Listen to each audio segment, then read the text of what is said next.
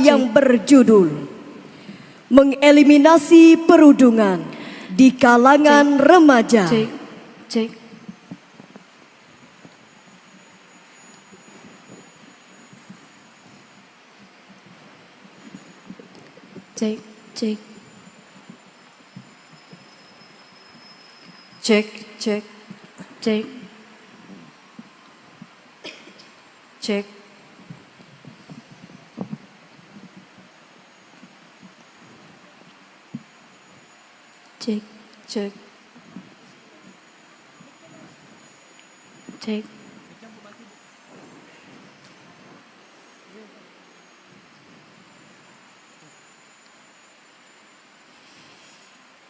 Assalamualaikum warahmatullahi wabarakatuh. Alhamdulillahilladzi ja'ala aulada qurrata a'yunina. Wassalatu wassalamu ala sayyidinal Mustafa wa ala alihi wa sahbihi ahli sidqi wal wafa. Amma ba'd. Dewan Hakim yang arif dan bijaksana, hadirin kaum muslimin, sebangsa setanah air yang kami banggakan. CNN Indonesia pada tanggal 24 Februari tahun 2024 merilis sejumlah fakta. Ada 10 kasus perundungan yang menghilangkan nyawa santri sejak tahun 2019 sampai 2024 ini.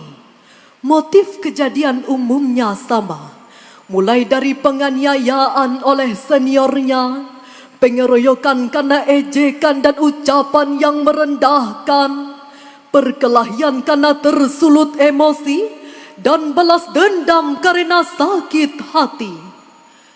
Komisi Perlindungan Anak Indonesia mencatat, sepanjang tahun 2023 saja, jumlah perundungan di Indonesia mencapai 3.800 kasus. Bahkan Forum Serikat Guru Indonesia juga mencatat, hampir 50% dari kasus perundungan itu terjadi di jenjang sekolah menengah pertama. Bahkan akhir-akhir ini hadirin, kita dikejutkan dengan maraknya kasus perundungan di jenjang sekolah dasar. Siswa SD menusuk mata adik kelasnya hingga buta. Siswa SD dianiaya kakak kelasnya hingga koma. Siswa SD membakar temannya hingga meninggal dunia. Bahkan pada bulan Maret lalu viral di sosial media, seorang siswa SD dibuli, pakaiannya dilucuti, ia dipukuli oleh teman-temannya sendiri hingga mengalami goncangan emosi. Hadirin, hati kecil kita pun bertanya, mengapa anak SD tega berbuat sekejam ini? Apakah keluarga telah alfa menanamkan rasa kasih sayang pada sesama? Oleh karena itu, pada kesempatan yang penuh ukhuwah ini, kami bertiga akan mengurai kalam ilahi melalui syarahan yang berjudul Peran Keluarga dalam Mengeliminasi Perundungan di Kalangan Remaja. Sebagai rujukan, Al-Quran Surah Luqman ayat 18 berikut ini. A'udzu billahi minasy syaithanir rajim.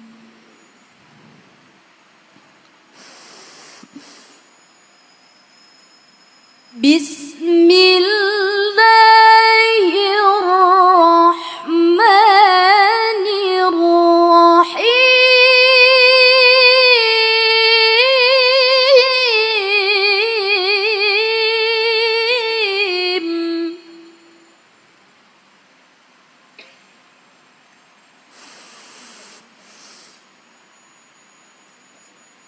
ولا تصعر خدك للناس ولا تمش في الأرض مرحا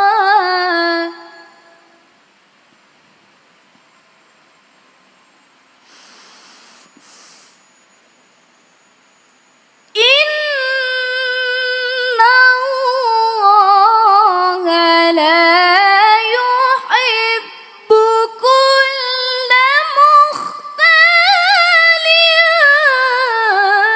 فخور.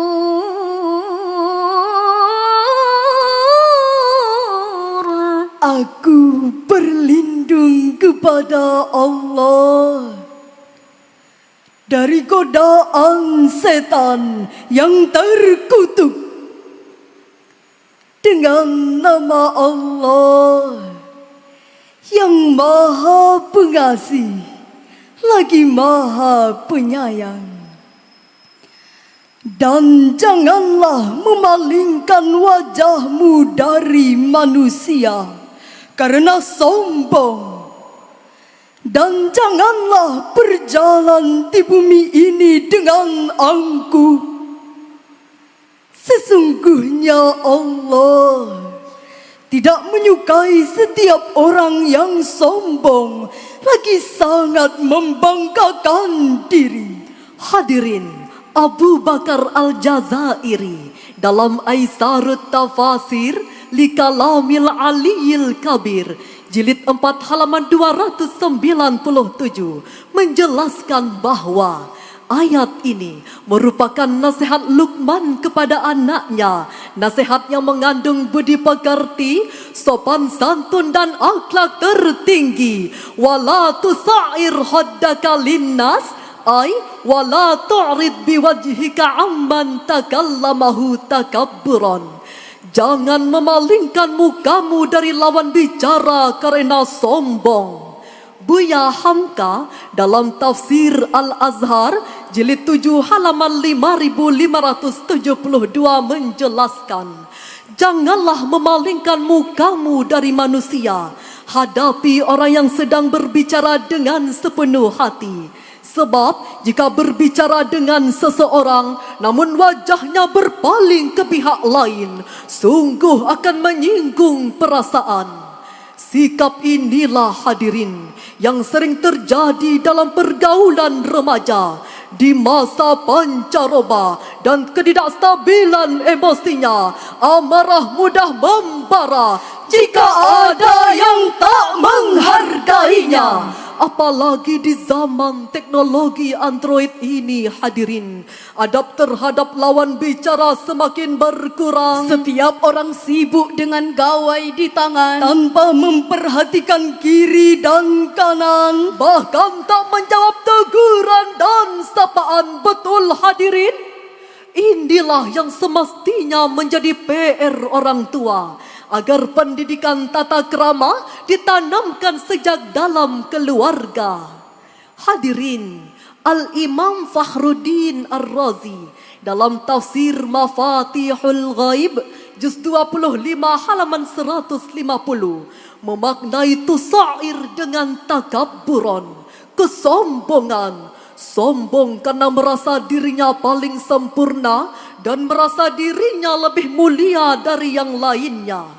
Profesor Dr. Sarah Goldstein, seorang pakar psikologi dan peneliti perundungan dari University of Delaware, Amerika Serikat, dalam tulisannya How People Become Bullies and How They Can Be Stopped, menjelaskan bahwa ada dua hal yang paling berpengaruh sehingga anak-anak menjadi pelaku perundungan. Pertama, adegan kekerasan yang ditonton di media, baik di televisi, internet dan game online. Kedua, keluarga yang penuh konflik dan hukuman fisik, termasuk pertengkaran kedua orang tua. Maka jelaslah hadirin, saudara sebangsa setanah air, bahwa sebenarnya para pelaku perundungan adalah anak-anak yang bermasalah emosionalnya, sehingga mereka perlu dirangkul, bukan dipukul. mereka perlu diedukasi, Bukan dibenci dan dicaci. ayo bantu mereka sembuh dari penyakit emosionalnya,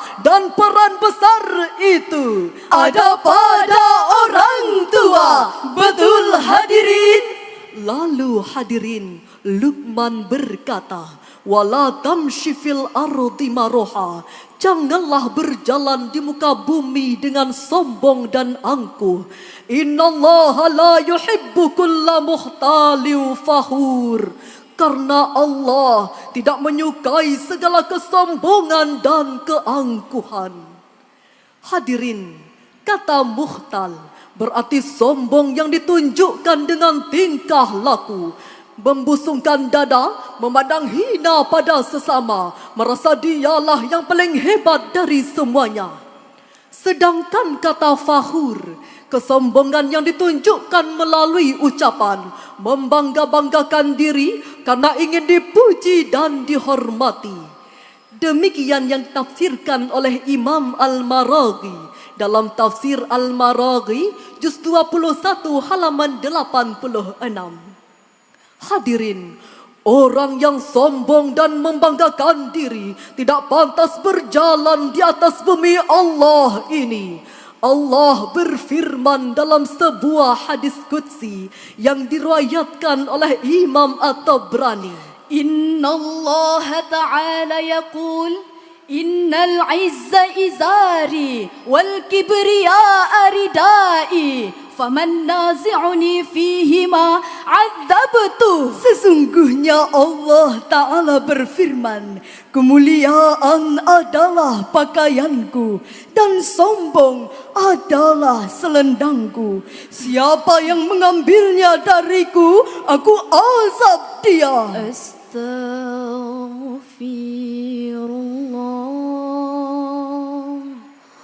Rabbal Duhai diri, sanggupkah raga ini menerima azab ilahi?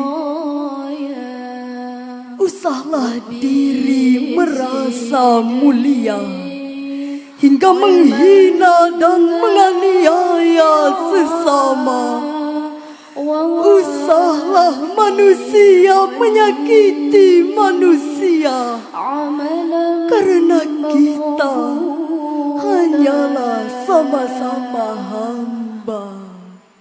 Hadirin, sebelum diantar ke sekolah, anak-anak diasuh di rumah. Istilah jiwanya dengan iman dan kasih sayang pada sesama, agar ia takut membuli dan menganiaya, karena Allah akan selalu mengawasinya.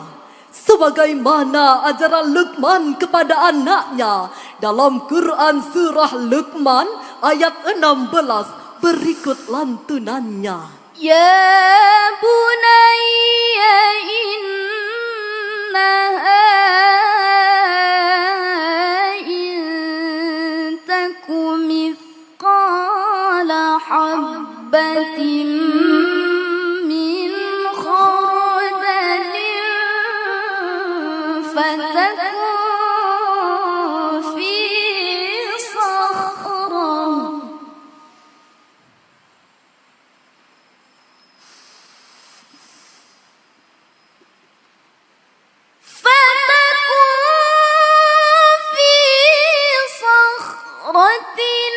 أو في السماوات أو في الأرض يأتي بها الله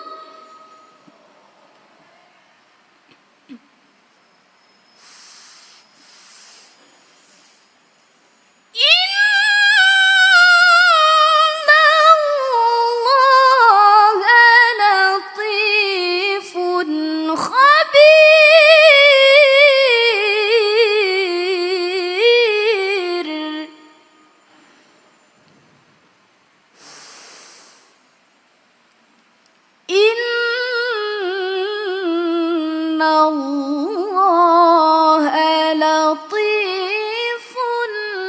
khabir.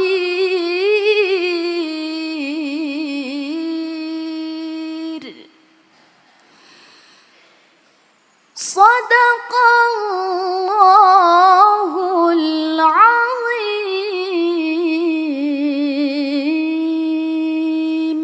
Luqman berkata, "Wahai anakku, sesungguhnya jika ada suatu perbuatan seberat biji sawi dan berada di dalam batu, di langit atau di bumi, niscaya Allah akan menghadirkannya untuk diberi balasan.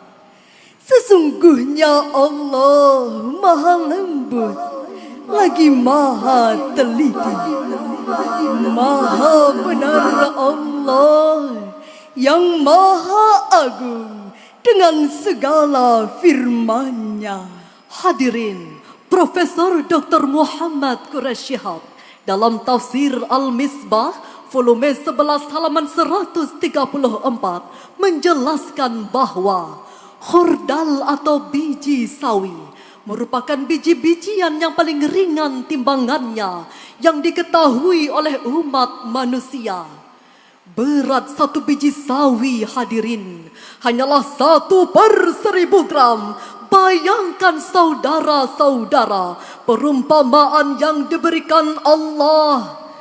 Andai satu kesalahan kecil atau satu kebaikan kecil seperti kecilnya biji sawi itu disembunyikan di tempat paling tersembunyi, seperti dalam batu karang kecil atau batu yang kokoh sekalipun, atau di langit yang demikian luas dan tinggi, atau di dalam perut bumi yang sedemikian dalam. Ingatlah bahwa Allah yang maha halus dan teliti akan memperhitungkan dan memberi balasan atas segala perbuatan. Innallaha latifun khabir. Ilmunya menjangkau segala yang tersembunyi. Demikian yang ditafsirkan oleh Syekh Wahbah Az-Zuhaili dalam tafsir Al-Munir juz 21 halaman 163. Oleh karena itu, hadirin, ada dua hal yang dapat digarisbawahi sebagai solusi pencegahan perundungan melalui ayat tadi.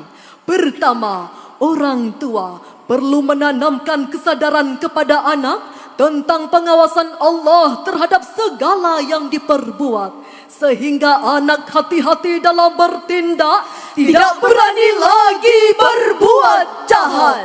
Kedua, orang tua perlu mencontoh pola asuh seimbang yang diterapkan Luqman kepada anaknya. Tidak terlalu otoriter dan tidak terlalu permisif. Jangan terlalu tegas, jangan pula terlalu longgar. Sebab pola asuh otoriter akan membentuk anak-anak yang bermasalah emosionalnya. Sedangkan pola asuh permisif akan membentuk anak-anak agresif dan suka menzalimi.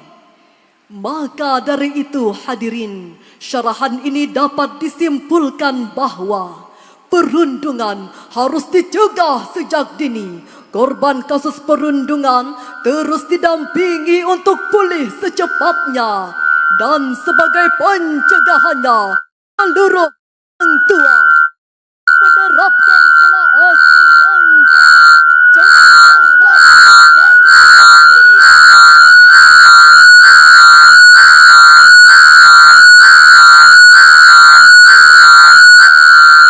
Tebarkan kasih sayang pada semua agar perundungan hilang dari bumi Indonesia. Setuju, hadirin? Hindari sifat angkuh dan sombong. Jangan selalu banggakan diri. Hidup sederhana